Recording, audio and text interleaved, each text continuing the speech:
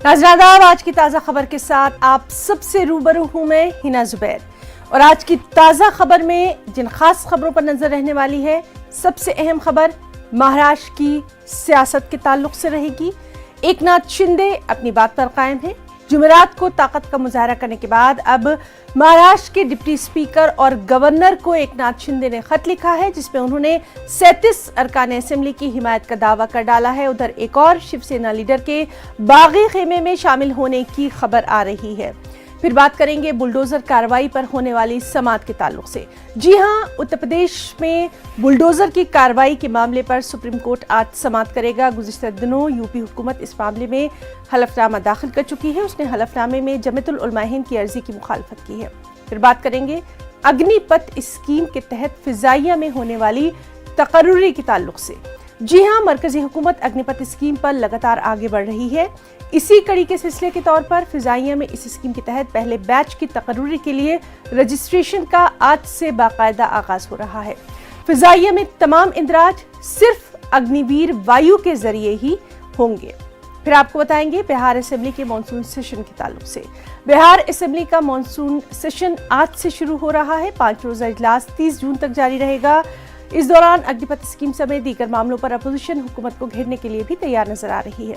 फिर आपको बताएंगे द्रौपदी मुर्मू के कागजात नामजदगी के ताल्लुक से। एनडीए की सदारती उम्मीदवार द्रौपदी मुर्मू आज कागजात नामजदगी दाखिल करेंगी। इस मौके पर पीएम नरेंद्र मोदी और वजीर दाखिला अमित शाह भी मौजूद रहेंगे। सदारती इंतखाबात के लिए कागजात नामजदगी दाखिल करने की आखिरी तारीख 29 जून है। फिर बात करेंगे मशहूर फनकार सुदर्शन पटनायक की। जी हां, मशहूर सैंड आर्टिस्ट सुदर्शन पटनायक ने अफगानिस्तान के ज़लज़ला मुतासरीन की इमदाद की अपील की है। नामवर फनकार सैंड आर्टिस्ट सुदर्शन पटनायक ने पुरी के बीच पर यानी पुरी साहिल पर रेत से तस्वीर बनाकर अफगानिस्तान में आए ज़लज़ले से हुई तबाही की तस्वीर कशी की है। सुदर्शन पटनायक ने मुतासरीन के लिए इमदाद की अपील की है। ये खबरें, कुछ और खबरें आज की ताज़ा खबर में।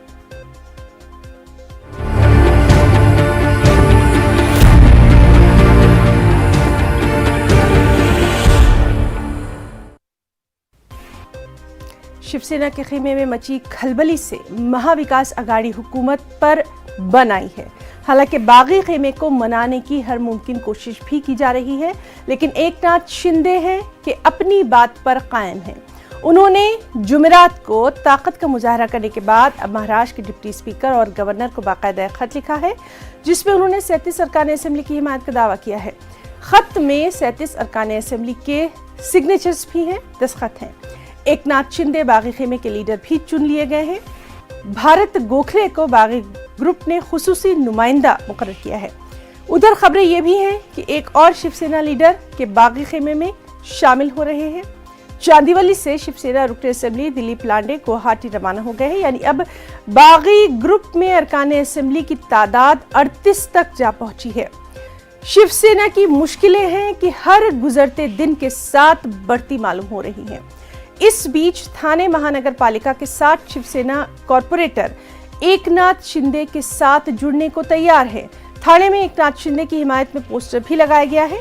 पोस्टर पर शिंदे को बाला साहब और आनंद दिघे की विरासत को आगे बढ़ाने वाला बताया गया है।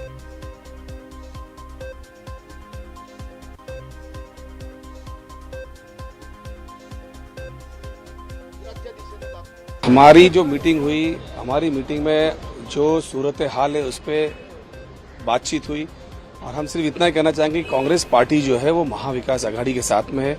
जो कॉमन मिनिमम प्रोग्राम बना था उसको ध्यान में रखते हुए उद्धव जी के पीछे कांग्रेस पार्टी खड़ी हुई है, राष्ट्रवादी पार्टी खड़ी हुई है। मीडिया ने किसी भी बात को जो है तोड़ मोड़ के ना बताने का काम करे तो ज्यादा बेहतर होगा। Well, the situation is extremely fluid. There is a split in the major partner Shiv Sena. And the situation about relative numbers is not yet clear. We are awaiting the final outcome of the split, whether the breakaway group goes and meets the governor and presents a formal request to be recognized as a separate group or not. We don't know. Till that happens, Shiv Sena is a intact group. It's a party which is the largest party of the alliance, and alliance is in existence, and we have assured our complete support to Mr. Uddhav Thackeray led MUI government. इसके पीछे Bharatiya Janata party का हाथ है। Bharatiya Janata party का ED हो चाहे income tax हो, वो सारे लोग हमारे विधायकों को, मंत्रीगण को धमकाकर ले गए हैं।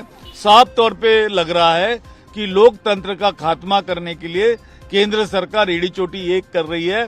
देखो, हमारी एकदम क्लियर है स्ट्रैटेजी कि शिवसेना के अंतर्गत का यह मामला है, और जब शिवसेना के अंतर्गत का मामला है, जब मुख्यमंत्री जी ने वर्षा बंगला छोड़ के चले गए हैं, तो हमारी भूमिका स्पष्ट थी, क्योंकि हम तो सत्ता में शामिल होने का नहीं, हमें जो मैंडेट मिला था अपोजिशन में रहने का मिला था। जो उनके पार्टी अंतर्गत जो सत्ता संघर्ष शुरू हो गया है, उसमें हम महाविकास आघाड़ी के साथ है।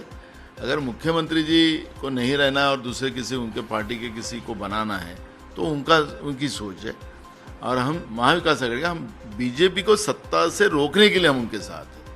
हमें बहुत सत्ता का लालच है, ऐसा कोई भूमिका नहीं। ये सब ईडी के वजह से ये खेल चल रहा है। अभी भी 2 मंत्री एनसीपी के जेल में हैं। एक शिवसेना का एक मंत्री को रोज ईडी कार्यालय में बुलाया जा रहा है। इस तरह का सत्ता का दुरुपयोग जो बीजेपी कर रही है, ये बहुत घातक है। आज उनका है, कल किसी का होगा, ये समझ के चलना चाहिए।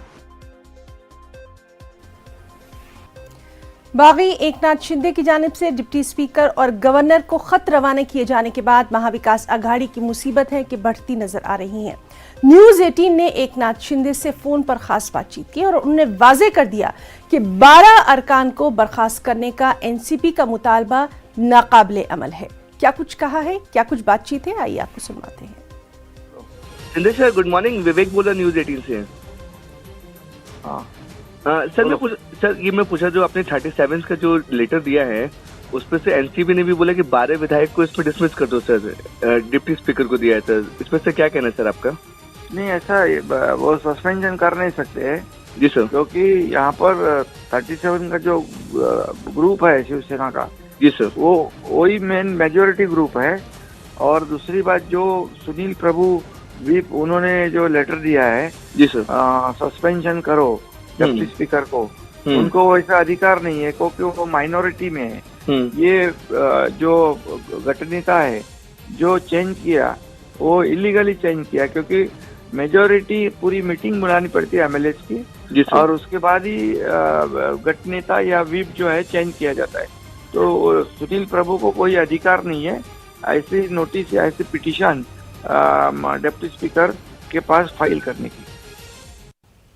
सीधे रुख करेंगे मुंबई का। हमारे साथ मौजूद है हमारे साथी वसीम अंसारी। वसीम, आपसे जानना चाहेंगे, लगातार हम देख रहे हैं कि महाविकास आघाड़ी की मुसीबतें हैं कि कम होने का नाम नहीं ले रही हैं।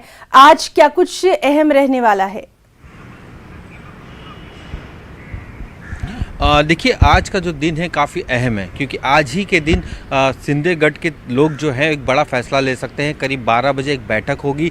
इस बैठक में सभी विधायक जो उनके साथ है, उनके साथ एक रणनीति तय की जाएगी। आपको रोकना चाहेंगे, इस वक्त एक बेहद अहम खबर हम अपने नाजरीन को दे दें। मुंबई से ये बड़ी खबर आ रही है, जहां सीएम उद्धव ठाकरे ने एक अहम मीटिंग तलब की है। शिवसेना के तमाम जिला सुदूर और राब्ता सरबराहों की ये मीटिंग बुलाई गई है और तकरीबन 12 बजे ये मीटिंग होना है। तो बेहद अहम खबर हम अपने नाज़रीन को दे दें, मुंबई से है। सीएम उद्धव ठाकरे ने तलब की है अहम मीटिंग।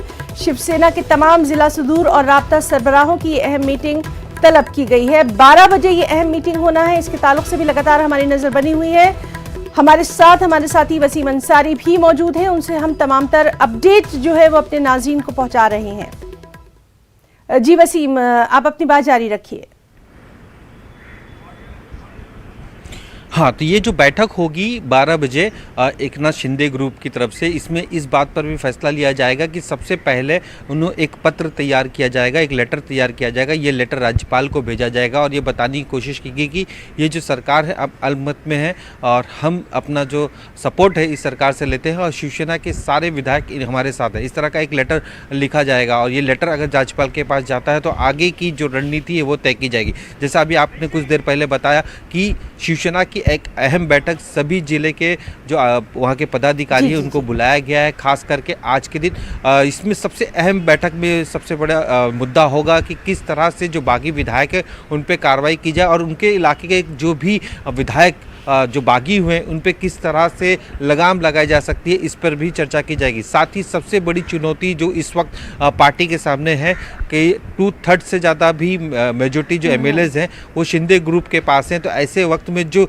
लोगो है शिवसेना का वो चिन्ह कैसे बचाया जाए, इस पर भी चर्चा की जाएगी। क्योंकि जिस तरह से देखा गया है कि जो दावा किया जा रहा है शिंदे ग्रुप की तरफ से कि असली शिवसेना ये है और सबसे ज़्यादा मेजॉरिटी यहाँ पे है, तो ऐसे वक्त में शिवसेना की तरफ से जो पत्र बनाया जाएगा शिंदे ग्रुप को, शिवसेना के नाम से ही बनाया जाएगा। तो ये अपने आप एक बड़ा फैसला हो सकता है आज शिंदे ग्रुप की तरफ से। और इसी पहलू को ध्यान में रखते हुए बाकायदा सीएम ने अपनी जिला के सभी पदाधिकारियों को बुलाया और साथ ही ये भी बताया है कि एक दिन पहले जब बैठक हुई थी मुंबई के सभी विभाग प्रमुख की, तो उस वक्त उन्होंने उनको आदेश भी दिया था कि जिस तरह से बीएमसी चुनाव आ रहे हैं, बीएमसी चुनाव की तैयारियों में लगे और किसी भी हाल में बीएमसी में उन्हें भगवा झंडा चाहिए, यानी कि शिवसेना की जीत उन्हें किसी भी हाल में मुंबई में चाहिए। और ऐसी परिस्थिति में काफ़ी मुश्किल हो जाता है जब कार्यकर्ताओं को एक साथ जुड़ने के लिए लगातार जिस तरह से जो संख्या बल है वो बढ़ती जा रही है। एकनाथ शिंदे के ग्रुप की अभी कुछ देर पहले जो खबरें आ रही थी कि नॉट रीचेबल हो गए, भास्कर जाधव जो शिवसेना के विधायक है वो भी नॉट रीचेबल हो चुके हैं। तो वो कहीं ना कहीं हो सकता है कि शिंदे ग्रुप के पास पहुंचे। जिस तरह से चांदीवली के विधायक लांडे वो वहां पहुंच रहे हैं, तो ये जो संख्या बल है दिन ब दिन बढ़ती जा रही है। जो पहला पत्र उन्होंने राजभवन में दिया और विधान भवन में दिया है उसमें 37 विधायकों की साइन है जो शिवसैनिक है और जो उनके जो समर्थक है और साथ ही जो इंडिपेंडेंट है जो उनके समर्थन में आए हैं। तो ये जो आंकड़ा दावा किया जा रहा है एकनाथ शिंदे ग्रुप से वो लगभग 50 के करीब। शरद पवार की तरफ से भी लगातार कोशिशें जो है वो की जा रही हैं कि मामले को सुलझाया जाए। फ्लोर टेस्ट की भी कहीं ना कहीं कुछ बात आई थी, इसके ताल्लुक से कोई इत्तिला, कोई जानकारी है क्या? देखिए, जिस तरह से शरद पवार ने बयान दिया उन्होंने रुख साफ कर दिया है। उनका साफ तौर पे यही कहना है कि जो विधायक पहुंचे हैं असम में कहीं ना कहीं उन्हें एक बार ज़रूर मुंबई आना होगा और साथ ही मुंबई आने के बाद फ्लोर टेस्टिंग में पता चल जाएगा कि महाविकास आघाड़ी के पास सपोर्ट है या नहीं है। उतने चीज़ों को उनको वहाँ पर आके पहले प्रूफ करना होगा। अगर उन्हें अपनी चीज़ों को बताना है तो भी मुंबई पर आना ही है। तो ये वेट किया जा रहा है कि किसी भी हाल में ये फ्लोर टेस्टिंग के दौरान जो विधायक आते हैं उस दौरान उनकी क्या भूमिका है, उस पर उनकी सभी की निगाहें लगी है। शरद पवार इस मामले में लगातार अपने विधायकों के साथ बैठक कर रहे हैं, साथ ही जो शिवसेना के आला नेता हैं उनके साथ भी संपर्क में, उद्धव ठाकरे के साथ लगातार चर्चा कर रहे हैं। एक दिन पहले देखा गया था देर रात मुंबई के जो पालक मंत्री हैं गार्डियन मिनिस्टर असलम शेख वो पहुंचते हैं कांग्रेस की तरफ। तो महाविकास आघाड़ी में इस तरह से जोर दिया जा रहा है कि सरकार को बचाने का पूरी तरीके से प्रयास किया जा रहा है। बस किसी भी तरीके से जहां उद्धव ठाकरे की अपनी कोशिशें जारी हैं, शरद पवार भी लगातार कोशिशें कर रहे हैं, वहीं एकनाथ शिंदे का आज क्या रुख रहता है उस पर भी लगातार अपडेट अपने नाज़रीन को हम आपके जरिए देते रहेंगे। बहुत बहुत शुक्रिया आपका तमाम तर तफसीलात के लिए। एक और अहम खबर, एनडीए की सदारती उम्मीदवार द्रौपदी मुर्मू आज कागजात नामजदगी दाखिल करेंगी। इस मौके पर पीएम नरेंद्र मोदी और वजीर दाखिला अमित शाह भी मौजूद रहेंगे। सदारती इंतखाबात के लिए कागजात नामजदगी दाखिल करने की आखिरी तारीख 29 जून है। 18 जुलाई को चुनाव होंगे, 21 जुलाई को नताइज का ऐलान होगा। वाज़ेह है कि मौजूदा सदर जमहूरिया रामनाथ कोविंद की मुद्दत-ए-कार 24 जुलाई को खत्म हो रही है। दिल्ली से हमारे साथी पवन गौड़ मौजूद हैं। पवन, आपसे जानना चाहेंगे, आज का दिन काफी अहम है और सबसे अहम यह है कि द्रौपदी मुर्मू के साथ खुद पीएम और अमित शाह भी इस अहम मौके पर मौजूद रहेंगे, यही बहुत कुछ कह रहा है।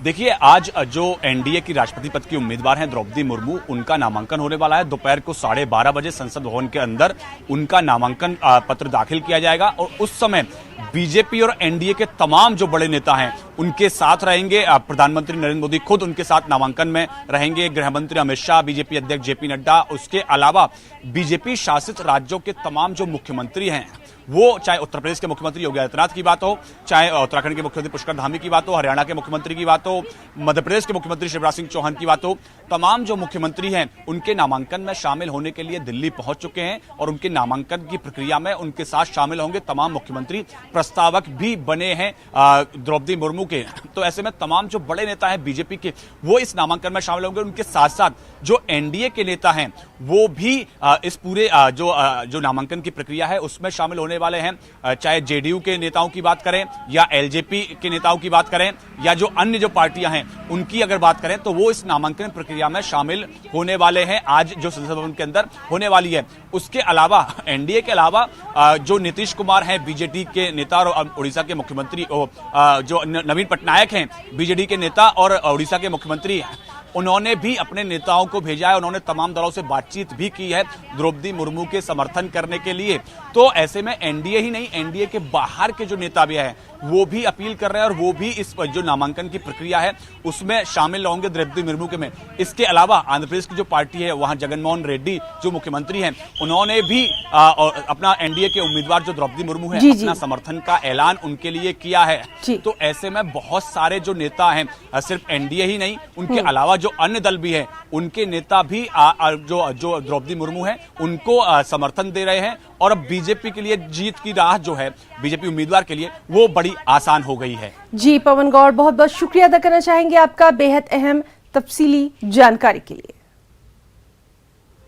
आज की ताजा खबर में एक और बेहद अहम खबर यूपी से है। उत्तर प्रदेश में बुलडोजर की कार्रवाई के मामले पर सुप्रीम कोर्ट आज समाअत करने वाला है। गुज़िश्ता दिनों उत्तर प्रदेश हुकूमत इस मामले में हलफनामा दाखिल कर चुकी है। उसने हलफनामे में जमीयतुल उलमा हिंद की अर्जी की मुखालफत की है। हलफनामे में यूपी हुकूमत ने कहा है कि कार्रवाई ज़ाब्ते के तहत की गई है। उसने जमीयतुल उलमा हिंद की जानिब से लगाए गए इल्जामात को बेबुनियाद करार देते हुए अर्जी को खारिज करने का मुतालबा किया है। यूपी हुकूमत के मुताबिक इस मामले में किसी फरीक ने अदालत से रुजू नहीं किया है। दिल्ली से हमारे साथ मौजूद हैं हमारे साथी सुशील पांडे। सुशील, आज का दिन काफी अहम रहने वाला है। बुलडोजर कार्रवाई का जो ये मामला है सुप्रीम कोर्ट में आज इसमें समाअत होने वाली है। आपसे तफसीलात चाहेंगे। जी बिल्कुल हिना, साफ तौर से आज उत्तर प्रदेश के मायने में काफी अहम ये खबर मानी जाएगी, क्योंकि साफ तौर से सुप्रीम कोर्ट लगभग 11:30 या 12 बजे के आसपास इस पूरे मामले पर सुनवाई करेगी। जस्टिस सीटी रवि कुमार की बेंच इस पूरे मामले की सुनवाई करेगी। हालांकि जमीयत की तरफ से जो अर्जी दाखिल की गई है जिसमें ये कहा गया था कि जो फिलहाल कार्रवाई उत्तर प्रदेश सरकार के द्वारा की जा रही है वो फिलहाल हिना एक विशेष समुदाय को टारगेट पर कहीं ना कहीं सोचकर ही किया जा रहा है। लेकिन उत्तर प्रदेश सरकार की तरफ से सुप्रीम कोर्ट में हलफनामा जो दाखिल किया गया है उस हलफनामे के मुताबिक उत्तर प्रदेश सरकार ने सुप्रीम कोर्ट को ये जानकारी दी है कि जो भी कार्रवाई फिलहाल उत्तर प्रदेश सरकार के द्वारा बुलडोजर से की जा रही है वो कानून के सम्मत में होकर की जा रही है। और बिल्डिंग और कंस्ट्रक्शन एक्ट 1951 का हवाला देते हुए यूपी सरकार की तरफ से कहा गया है कि जिन तमाम मकान मालिकों के घरों पर बुलडोजर की कार्रवाई की गई है उन तमाम मकान मालिकों को स्थानीय प्रशासन के द्वारा समय समय पर नोटिस जारी किया गया, लेकिन उस नोटिस का जवाब न देने पर ये कार्रवाई की गई। वहीं उत्तर प्रदेश सरकार की तरफ से हिना ये भी कहा गया कि जिन दंगाइयों ने राजकीय संपत्ति का नुकसान पहुंचाया है उन तमाम दंगाइयों के खिलाफ आईपीसी और सीआरपीसी के प्रोविजन के तहत कार्रवाई की गई है। और उत्तर प्रदेश सरकार की तरफ से हिना ये भी कहा गया है, जो आप अभी थोड़ी देर पहले बता रही थी, कि जो अफेक्टेड पार्टी है उन्होंने कोर्ट का दरवाजा नहीं खटखटाया है, बल्कि एक ऐसी संस्था ने कोर्ट का दरवाजा खटखटाया है जिन्होंने मीडिया रिपोर्ट्स का हवाला देते हुए सुप्रीम कोर्ट में अर्जी दाखिल की है। तो इन तमाम दलीलों को लेकर फिलहाल सुप्रीम कोर्ट में उत्तर प्रदेश सरकार ने जमीयत उलमा हिंद की अर्जी का विरोध किया है। बहरहाल आज इस पूरे मामले पर सुनवाई होगा तो देखना बेहद अहम होगा कि जमीयत उलमा हिंद की तरफ से इस जवाब के बाद क्या कुछ दलीलें दी जाती हैं और सुप्रीम कोर्ट का इस पूरे मामले में क्या कुछ आदेश होता है। बिल्कुल सुशील, और इस बेहद अहम मामले पर लगातार आपसे अपडेट हम लेते रहेंगे, अपने नाज़रीन को पहुंचाते रहेंगे। बहुत बहुत शुक्रिया तमाम तर तफसीलात के लिए। तमाम मुखालिफतों के बावजूद मरकजी हुकूमत अग्निपथ स्कीम पर लगातार आगे बढ़ रही है। इसी कड़ी में फिजाइया में इस स्कीम के तहत पहले बैच की तकर्रुरी के लिए रजिस्ट्रेशन का आज से आगाज हो रहा है। फिजाइया में तमाम इंदराज सिर्फ अग्निवीर वायु के जरिए ही होंगे। तकर्रुरी के अमल, अहलियत और इम्तिहान के सिलेबस में कोई तब्दीली नहीं की गई है। हुकूमत ने वाज़ेह किया है कि अग्निपथ स्कीम के तहत अग्निवीरों की तकर्रुरी का अमल मुनसिफाना और शफाफ होगा। फौज और बहरिया में रजिस्ट्रेशन का अमल 1 जुलाई से शुरू होगा। बिहार असेंबली की मानसून इजलास का आज से आगाज हो रहा है। 5 रोजा इजलास 30 जून तक जारी रहेगा। इस दौरान अग्निपथ स्कीम समेत दीगर मामलों पर अपोजिशन हुकूमत को घेरने के लिए पूरी तरह से तैयार नजर आ रहा है। हुकूमत ने भी अपोजिशन के हमलों का जवाब देने की तैयारी कर ली है। कल वज़ीर आला नीतीश कुमार की रिहाइशगाह पर हुक्मरान इत्तेहाद की अहम मीटिंग हुई थी। सीएम ने अरकान असेंबली को ऐवान की कार्रवाई के दौरान हाजिर रहने की हिदायत दी है।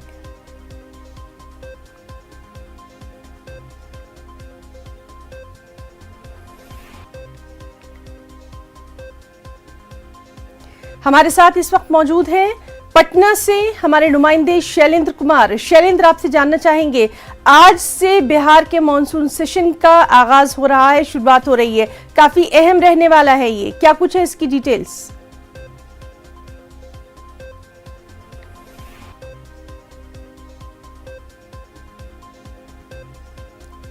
तो नाज़रीन, हम बात करने की कोशिश कर रहे थे हमारे साथी शैलेंद्र से, इसके ताल्लुक से आपको आगे भी अपडेट देंगे।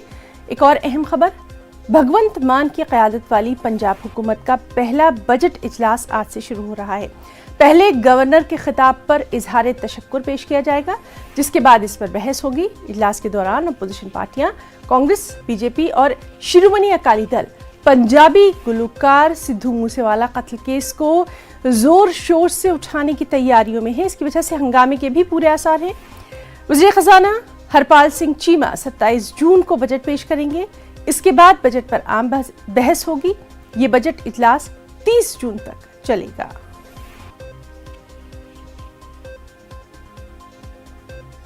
खबर आसाम से है, जहां सैलाब की सूरत हाल तशवीशनाक बनी हुई है। गुज़िश्ता 24 घंटों के दौरान मजीद 7 अफराद की मौत की खबर है। महलबकीन की तादाद इस तरह से अब तक 107 हो गई है। रियासत के 32 अजला में 55 लाख से ज्यादा लोग सैलाब से मुतासिर हैं। मुतासरा अजला में ज़िलाई इंतजामिया की जानिब से कुल 845 रिलीफ कैंप कायम किए गए हैं, जहां 2,70,000 से ज्यादा लोग पनाह लिए हुए हैं। सीएम ने कहा है कि एनडीआरएफ, एसडीआरएफ, फौज और दीगर एजेंसियां राहत रसानी के काम में जुटी हुई हैं। फंसे हुए लोगों को निकालने के लिए इजाफी दस्ते पहुंचने वाले हैं।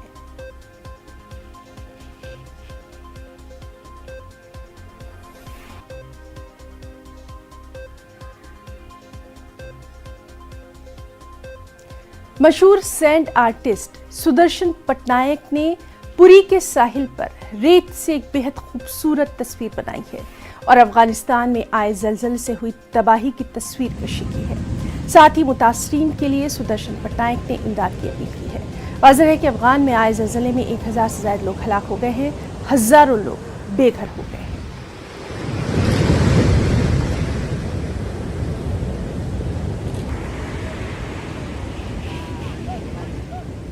Created this sand sculpture with message, join your hands to help earthquake victims at Afghanistan. When I saw this picture, it's very terrible. So lots of people, their life is gone. We must help around the world. We must help on this situation to Afghanistan people. और नाज़रीन, कानपुर से बड़ी खबर आपको दे दें, नमाज जुमे की पुरअमन अदायगी के लिए तमाम तैयारियां मुकम्मल कर ली गई हैं। चप्पे चप्पे पर पुलिस फोर्स को तैनात किया गया है। सीसीटीवी कैमरों और ड्रोन के जरिए निगरानी की जा रही है, पल पल की रिकॉर्डिंग भी की जा रही है। तो आज जुमा है और जुमे के पेश नज़र कानपुर से ये अहम खबर आपको दे रहे हैं, जहां पर नमाज जुमे की पुरअमन अदायगी के लिए सिक्योरिटी के पुख्ता बंदोबस्त किए गए हैं। तस्वीरों में आप देख सकते हैं, चप्पे चप्पे पर पुलिस फोर्स को तैनात किया गया है। सीसीटीवी कैमरे और ड्रोन के जरिए यहां निगरानी रखी जा रही है और सबसे अहम बात यह कि हर पल की यहां पर रिकॉर्डिंग भी की जाएगी। हमारी तैयारी पूरी है, पूर्व की भांति जो हमारे मुख्य पॉइंट है उस जगह पर फोर्स लगा हुआ है, हमारे अधिकारी भ्रमणशील रहेंगे। बाकी स्थिति सामान्य है, संवाद स्थापित हो गया, सभी लोगों से वार्ता हो गई है, मोहल्ला कमेटीज की मीटिंग हुई है, जो धर्मगुरु हैं उनसे बात हो गई है। स्थिति सामान्य है, पर एहतियात के तौर पर हम लोगों ने फोर्स लगाया हुआ है। और कोरोना के ताल्लुक से अहम खबर आपको दे दें, कोरोना के आदाद शुमार बता दें। 24 घंटों में कोरोना के 17,336 नए मामले देखे गए हैं। 24 घंटों में 13,029 कोविड के मरीज सेहतियाब हुए हैं और कोरोना के एक्टिव मामलों की तादाद 88,000 के पार हो गई है। तो मुल्क में कोरोना के मामलों में इजाफा देखा जा रहा है। पिछले 24 घंटों के अगर आदाद शुमार पर नजर डालें तो 17,336 नए मामले, 13,029 कोविड के मरीज सेहतियाब हुए, एक्टिव मामले 88,000 के पार।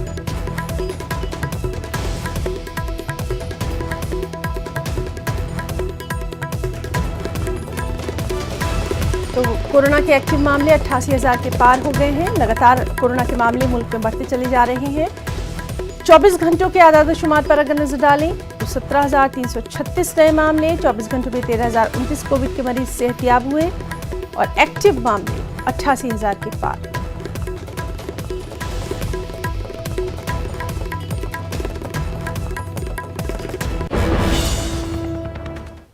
तो आज की ताज़ा खबर में फिलहाल इतना ही। हमारी पूरी टीम को दे इजाजत। आदाब।